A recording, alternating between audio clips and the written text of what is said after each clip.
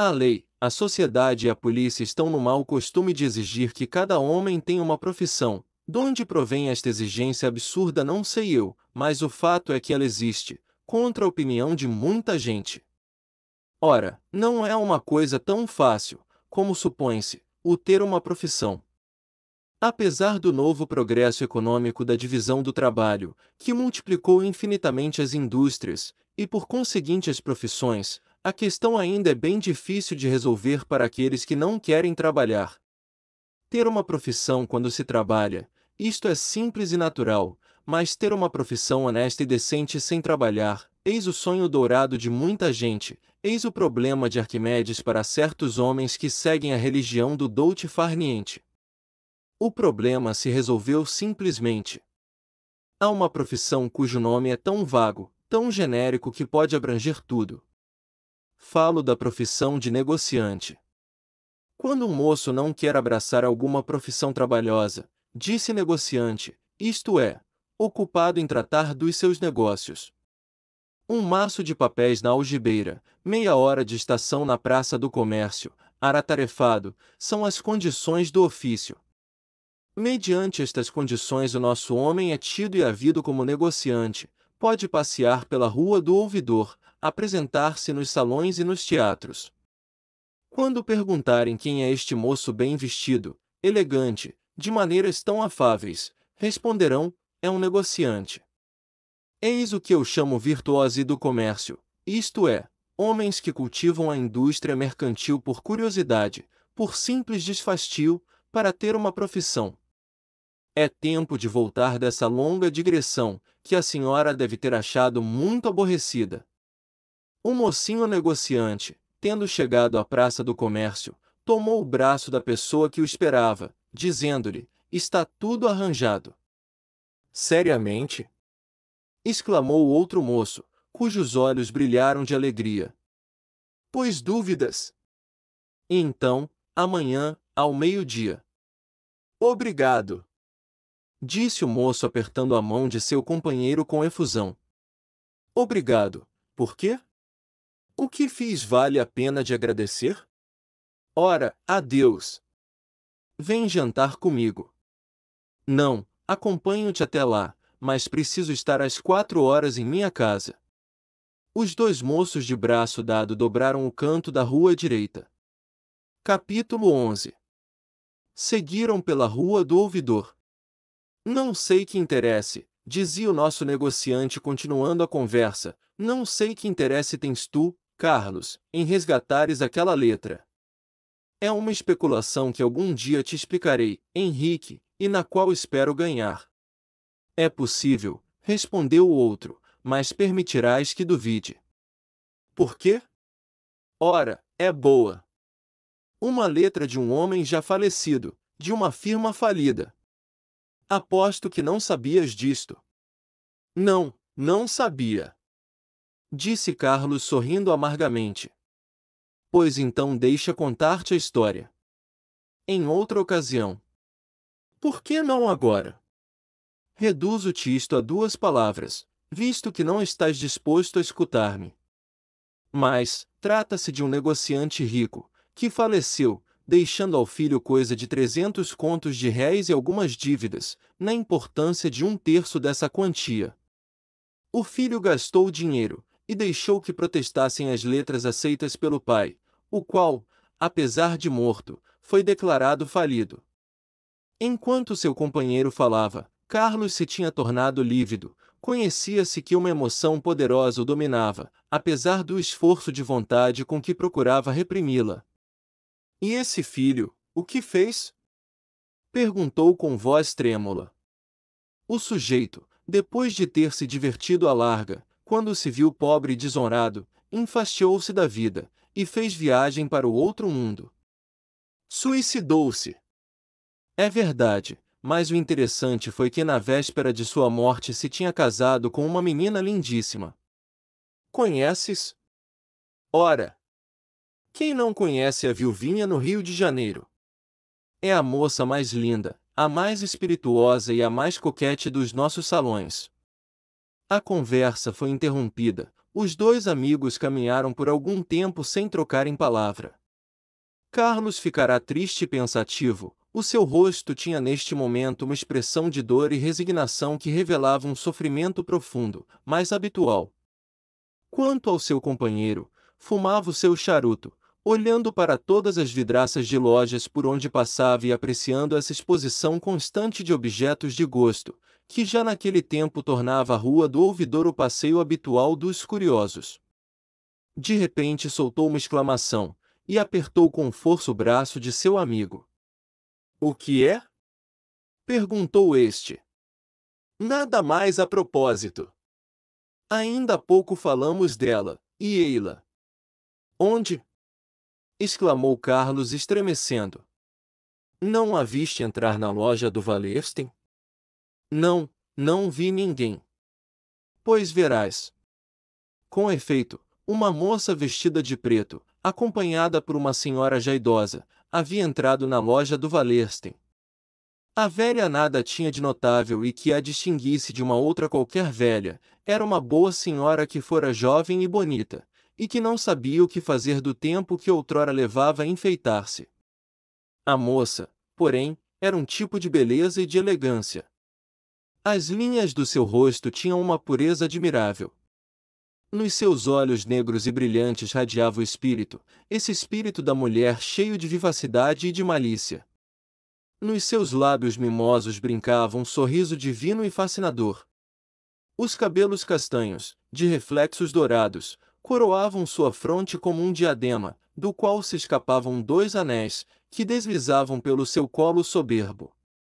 Trajava um vestido de cetim preto, simples e elegante, não tinha um ornato, nem uma flor, nem outro enfeite, que não fosse dessa cor triste, que ela parecia amar.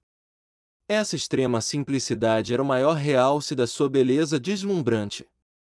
Uma joia, uma flor, um laço de fita, em vez de enfeitá-la, ocultariam uma das 1000 graças e 1000 perfeições que a natureza se esmerara em criar nela.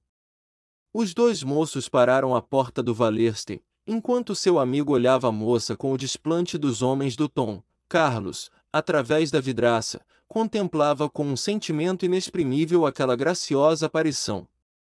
Os caixeiros do Wallerstein desdobraram sobre o balcão todas as suas mais ricas e mais delicadas novidades, todas as invenções do luxo parisiense, verdadeiro demônio tentador das mulheres. A cada um desses objetos de gosto, a cada uma das mimosas fantasias da moda, ela sorria com desdém e nem sequer as tocava com a sua alva mãozinha, delicada como a de uma menina. As fascinações do luxo, as bonitas palavras dos caixeiros e as instâncias de sua mãe, tudo foi baldado. Ela recusou tudo, e contentou-se com um simples vestido preto e algumas rendas da mesma cor, como se estivesse de luto, ou se preparasse para as festas da Semana Santa. Assim, depois de 5 anos, disse-lhe sua mãe em voz baixa, persistes em conservar este luto constante. A viuvinha sorriu. Não é luto, minha mãe, é gosto. Tenho paixão por esta cor, parece-me que ela veste melhor que as outras. Não digas isto, Carolina, pois o azul desta seda não te assenta perfeitamente? Já gostei do azul, hoje o aborreço. É uma cor sem significação, uma cor morta. E o preto? Oh! O preto é alegre. Alegre! Exclamou um caixeiro, admirado dessa opinião original em matéria de cor. Eu pelo menos o acho, replicou a moça tomando de repente um ar sério, é a cor que me sorri. Esta conversa durou ainda alguns minutos. Poucos instantes depois, as duas senhoras saíram e o carro que as esperava à porta desapareceu no fim da rua. Carlos despediu-se do seu companheiro. Então amanhã sem falta. Ah! Ainda insistes no negócio? Mais do que nunca. Bem, já que assim o queres, posso contar contigo. Como sempre. Obrigado. Henrique continuou a arruar, fazendo horas para o jantar. Carlos dobrou a Rua dos Ourives e dirigiu-se à casa. Morava em um pequeno sótão de segundo andar no fim da Rua da Misericórdia. Capítulo 12. A razão por que o moço, saindo da rua direita, dera uma grande volta para recolher-se não fora unicamente o desejo de acompanhar Henrique. Havia outro motivo mais sério. Ele ocultava sua morada a todos, o que aliás era-lhe fácil, porque depois de 2 anos que estava no Rio de Janeiro não tinha amigos, e bem poucos eram os seus conhecidos. Havia muito de inglês no seu trato. Quando fazia alguma transação ou discutia um negócio, era de extrema polidez. Concluída a operação, cortejava o negociante e não o conhecia mais. O homem tornava-se para ele uma obrigação, um título, uma letra de câmbio. De todas as pessoas que diariamente encontrava na praça, Henrique era o único com quem entretinha relações, e essas mesmas não passavam de simples cortesia. Entrando no seu aposento, Carlos fechou a porta de novo, e, sentando-se em um tamborete que havia perto da carteira, escondeu a fronte nas mãos com um gesto de desespero.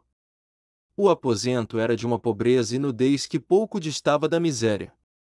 Entre as 4 paredes que compreendiam o espaço de uma braça esclarecido por uma janela estreita, via-se a cama de lona pobremente vestida, uma mala de viagem, a carteira e o tamborete. Nos umbrais da porta, 2 ganchos que serviam de cabide.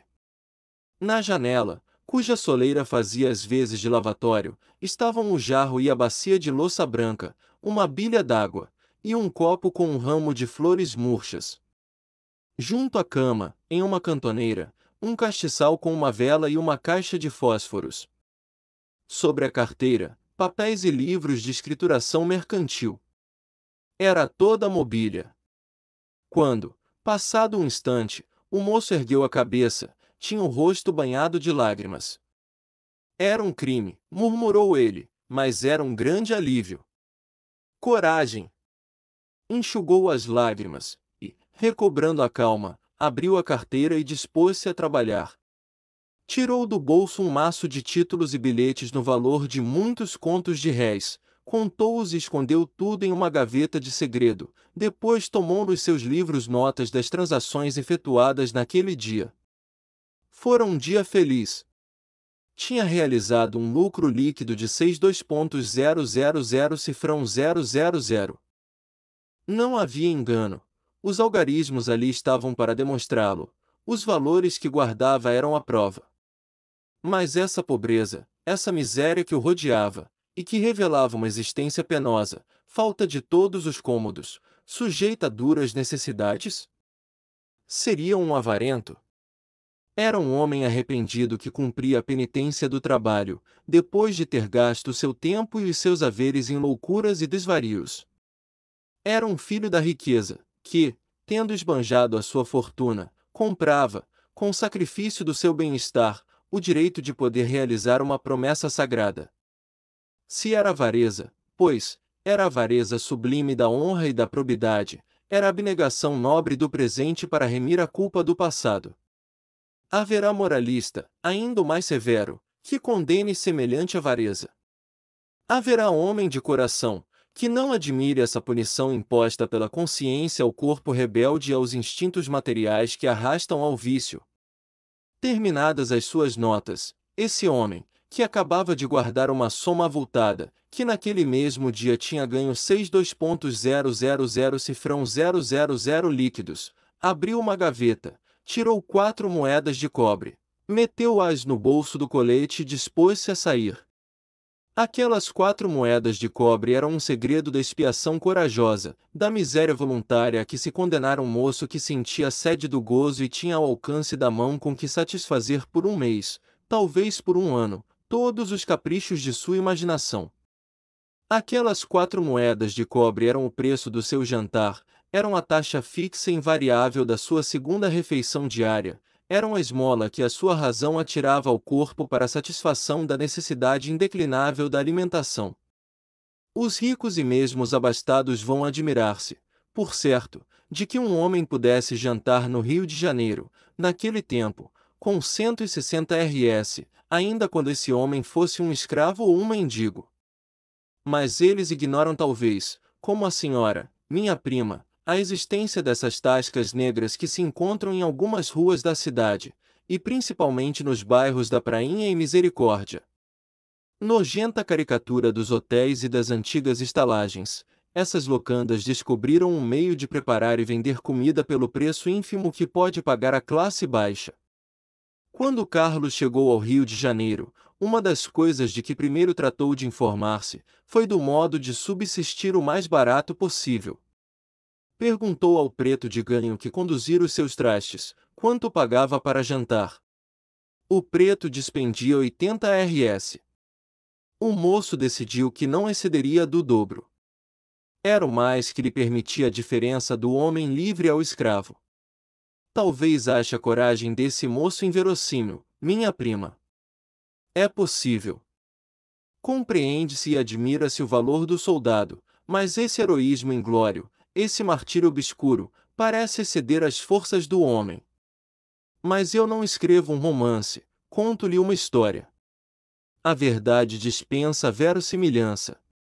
Acompanhamos Carlos, que desce a escada íngreme do sobrado e ganha a rua em busca da tasca onde costuma jantar.